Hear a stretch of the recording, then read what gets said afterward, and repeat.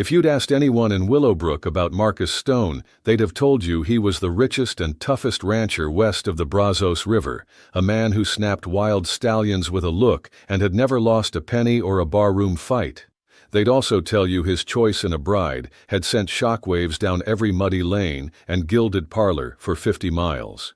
It was the scandal of the decade, a tale whispered by fancy ladies over lemonade and roasted by old-timers on the courthouse bench. The groom was a legend. The bride was, the consensus claimed, the plainest, homeliest woman ever to thread a needle or peek shyly over a bakery counter. When Marcus Stone announced he was marrying Violet Harper, not a dazzling belle, not a cattle queen's daughter, but a quiet, sharp-cheeked spinster, swift with a needle and slow with a smile, the county's cruelty rose, blistering and relentless. But what the town saw on the wedding night would shatter every easy judgment, etching a new legend into the Texan dust. Sometimes the rarest kind of beauty has nothing to do with looks, and only the courageous can recognize treasure where others see ridicule. If you believe true love runs deeper than appearances, or you've ever wished to witness a town's deepest prejudice overturned in a single, unforgettable night, stay with this story to the very last word. For more tales of courage and redemption, subscribe to this channel, your home for the hidden truths and hard-won triumphs of the American frontier. The first rumors rode the wind as dawn broke over Willowbrook's red clay streets. The day was cool but electric, charged with an anticipation that had nothing to do with spring's renewal and everything to do with the arrival of the first real gossip in months. At the Silver Spur Saloon, ranch hands and shopkeepers pressed to the bar, while Jake Morrison, the postmaster's half-witted nephew, announced the news as if he alone had wrangled it from fate. "Boys," Jake declared, his chin slick with the spill of cheap whiskey and his eyes alight with the gleam of someone who finally has something everyone wants. "You ain't gonna believe this. Marcus Stone, the cattle king himself, is tying the knot. And not with some fine lady from Houston or the judge's pretty niece, neither. He asked Violet Harper. That's right, Miss Violet, the dressmaker, said she said yes, right there in her own shop. Every stool and whiskey glass froze in the air. A hush grew heavy, broken only by the barman's slow, low whistle. Then the roaring began. Laughter, disbelief, catcalls, slaps on backs. Someone spit liquor in a choking fit. Others hooted hard enough to rattle the whiskey bottles on their shelves. "You mean, he could have had anybody, and he went and picked the ugliest gal in the territory," Tom Henderson managed, wiping tears from his eyes. "Old Lady Harper's girl, her with the skinny neck and sour mouth?" "That's the one," Jake snorted, looking proud as a rooster who'd crowed the sun up himself. "Saw it. He came into her shop, stayed 10 minutes, and when he walked out, she looked like she'd seen a ghost, and he said the wedding's set for 2 weeks from now." Across the town, at Murphy's General Store, at the bank, in the dark, worn pews of the church, men and women passed the tale on, shaping it to fit the prejudices they'd nursed all their lives. Some said Marcus had lost a bet. Others, more inventive, whispered that Violet had enchanted him with potions, that a hex or desperate magic had stunned him into proposing. All agreed it was madness, foolishness beyond belief, that the mighty rancher would want a woman so empty of the only kind of beauty anyone cared to see. In the candlelit parlor of the Harper dress shop, Violet herself sat, hands trembling in her lap. She'd heard the chant of children from the alley, laughter beneath her window. The pity she might have borne, the savage pleasure with which Willowbrook indulged its cruelty, she would never forgive. And yet, even now, Violet's heart thumped with something that was not dread. Beneath the hurt, a secret thing grew, hard, determined, beautiful, a stubborn hope. Marcus Stone was not a man easily cowed. He'd built his empire with muscle, cunning, and unbreakable discipline. At 39, he was as solid and broad as the barn doors of his own stables, his eyes dark and unflinching beneath a forelock gone silver early from sun and strain. He wore his value in the creases at the corners of his eyes, in the scars running pale beneath one rolled-up shirt sleeve, where a bull had tried unsuccessfully to kill him. When night fell, Marcus sat on his veranda, boots propped up on the rail, and drilled his gaze into the shifting Texas stars. He could feel the weight of the town's laughter, the sting of their small minds. He'd known full well what his proposal would provoke, but still, the raw laughter of Willowbrook's cattle barons and the pity of their wives scraped him like sandpaper on bone.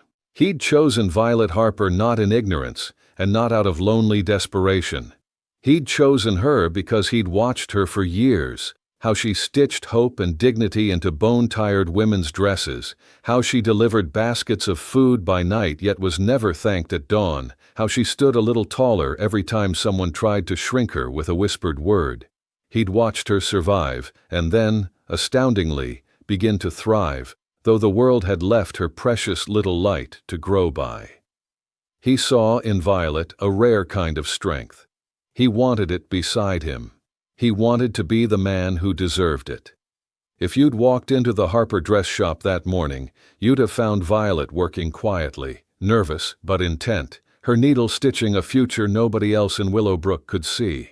The knock at her door had been soft, but when Violet opened it, it was Marcus Stone, every inch the ranch lord, towering and patient. He set his hat in his calloused hands and looked at her without the faintest flicker of embarrassment or apology. "Miss Harper," he said, his voice low and even, "forgive the sudden call. But I've got something to ask you. I've watched the way you live and the things you do, and I've thought on it long enough. I'd be honored if you'd consider marrying me." Violet blinked, uncertain if she'd heard him true. Hard years had taught her to expect little from the world and to cherish even less.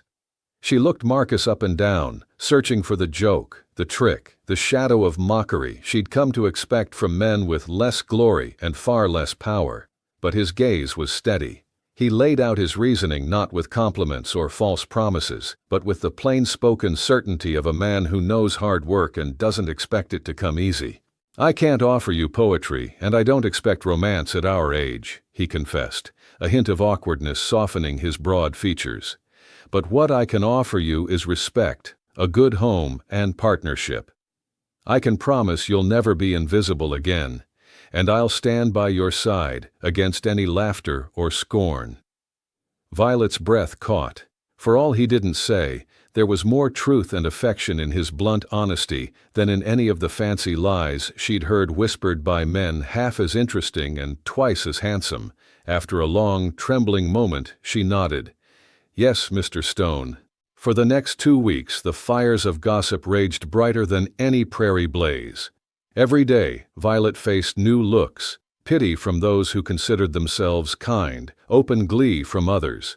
They came into her shop in pairs and clusters, women warning her about ranch life, men shaking their heads about Stone's bad sense or suspected madness, even the town minister gravely prophesying doom and offering tightly couched warnings about unequally yoked marriages.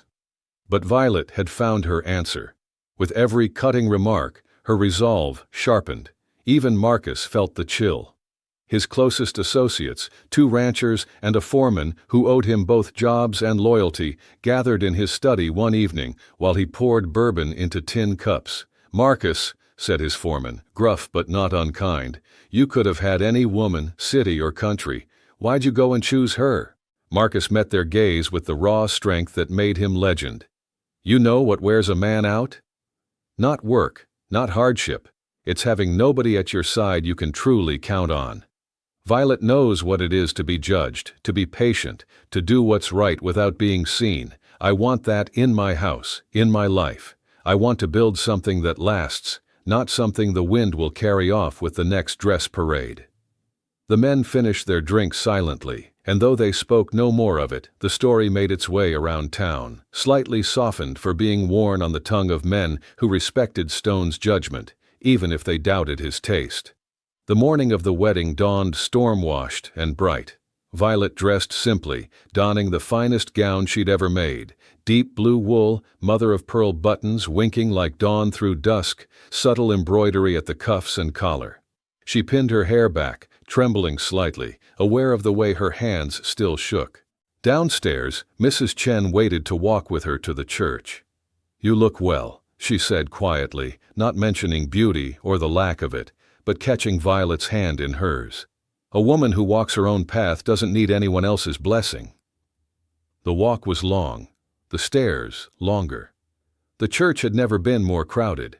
Every seat was claimed, every aisle backed with folks pressed cheek to jowl, some craning for a glimpse, others eager to see a spectacle, confident it would cement the town's faith in its own judgments. But then the doors opened, and every whisper died. Marcus waited at the altar, not in a battered coat or hat, but in a suit tailored for a prince, hair gleaming, boots shined, posture tall and unbreakable. His eyes never left Violet as she walked toward him, his expression unreadable to anyone but her. She reached the front, took the hand he offered, and the judge recited the vows. Marcus's were simple but clear, ringing in every corner. I promise to respect, protect, and value you, Violet, for who you are, and to stand beside you against anyone who dares try to make you less. Her own voice, when the time came, was shaky at first, but strengthened as she remembered who she was and all she'd survived. I promise to stand with you through every storm, to bring healing where there's hurt, to be a partner in all things, and never let fear make me quiet again. The judge, doing his duty, even if his mouth seemed filled with bitter apples, declared them husband and wife. When Marcus kissed her, it was careful and honest, a vow in itself, and for a moment, everyone in Willowbrook seemed stunned into silence. It was Mrs. Chen who began the applause, quiet but steady. She was joined by old Charlie, whose hands Violet had mended in winter, then others, some reluctantly, others with real recognition. Not everyone, not most, but enough. For Violet, it was enough. Outside, as they prepared to depart, Violet looked back, meeting every gaze. The pity was gone, the uncertainty, lingering, the laughter, stilled, replaced by something real, something uncomfortable and raw. Up at the ranch, the rest of their marriage began, a union made on terms harsh but honest, tested quickly by the storms and threats of ranch life, by the old prejudices that die hard in dirt and sun, and the discoveries that love, when built on respect, can surprise all who encounter it. The journey to the Stone Ranch house was a long, bone-jarring ride through seas of tawny grass and brittle wildflowers. Marcus drove the wagon himself, sitting ramrod straight beside Violet, as the new Mrs. Stone stared out at endless horizons, throat tight with nerves. Every jangle of the harness seemed to echo with the whispers she had left behind. Every time she glanced at her new husband, she found his profile as distant and steadfast as the hills themselves. He rarely spoke, but his presence, solid, unyielding, was a comfort amid the unknown. When they finally crested the last ridge, the ranch house appeared out of the glare, its wide porch and tall windows proud against the sky. Chickens scattered and dogs barked as Violet stepped down, hesitating on the packed earth. Instinctively, she squared her shoulders. If these people, men and women tending horses, children playing between the barns, thought to judge her for her plainness, she would bear it with pride. She had survived worse. Marcus introduced her to the hands and the cook, Ramirez, who eyed Violet curiously before breaking into a gap-toothed smile. "Senora Stone, welcome," he said, pressing a warm roll into her hand. "We eat at 6. House is yours now."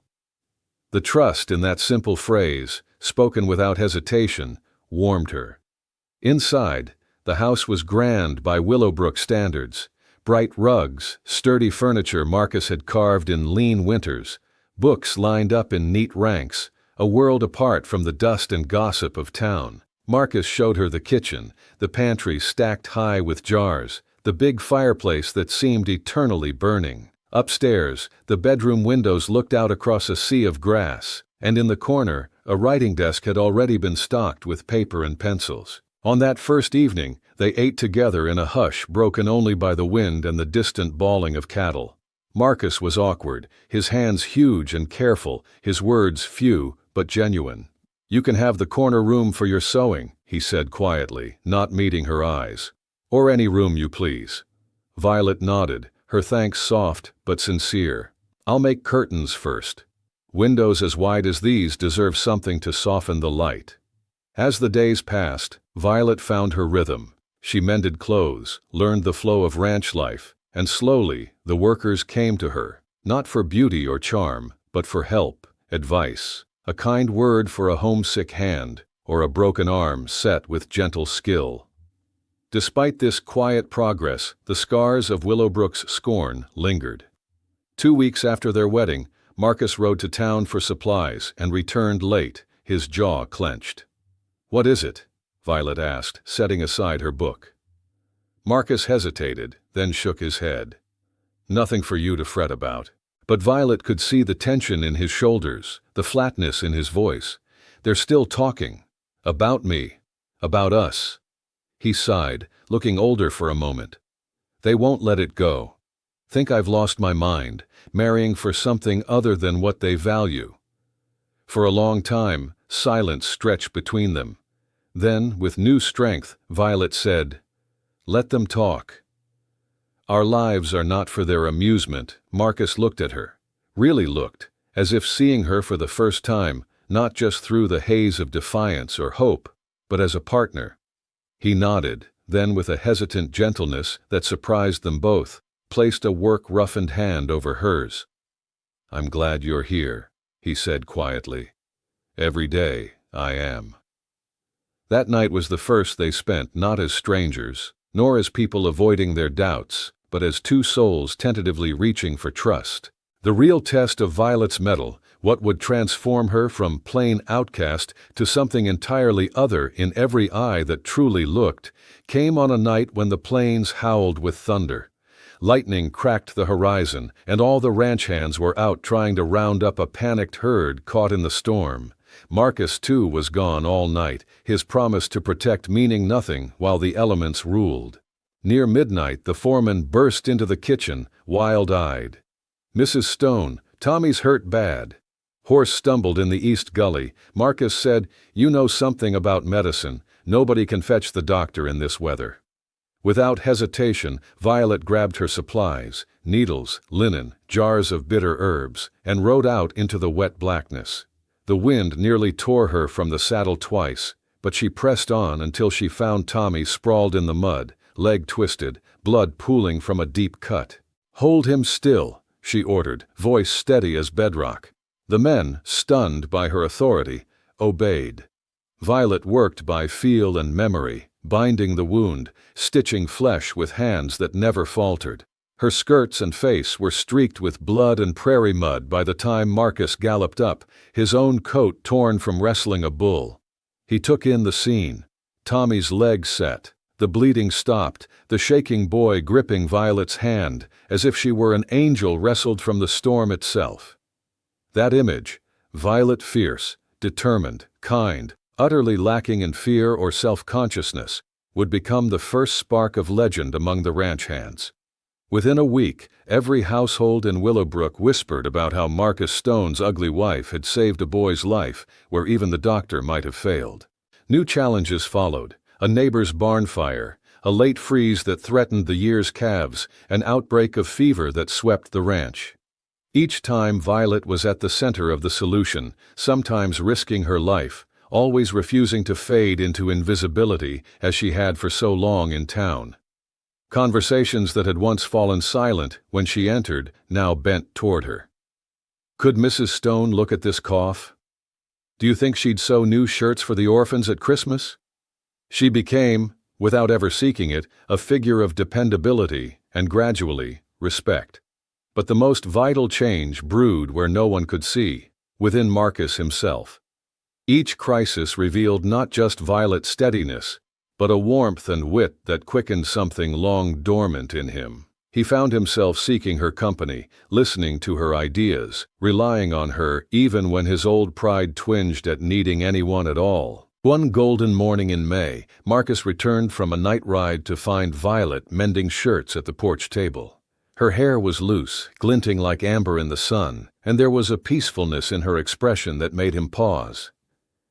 "I never imagined my life would be like this," he admitted quietly, crouching beside her chair. "I see now I'd been living thirsty, surrounded by water I was too stubborn to see." Violet looked at him. This man everyone had feared or envied, stripped now of every rough mask. She smiled. Sometimes, you only notice what you truly need after you stop listening to everyone else. He took her hand, that simple act more intimate than any embrace. Violet, I chose you for strength, but I stayed for hope.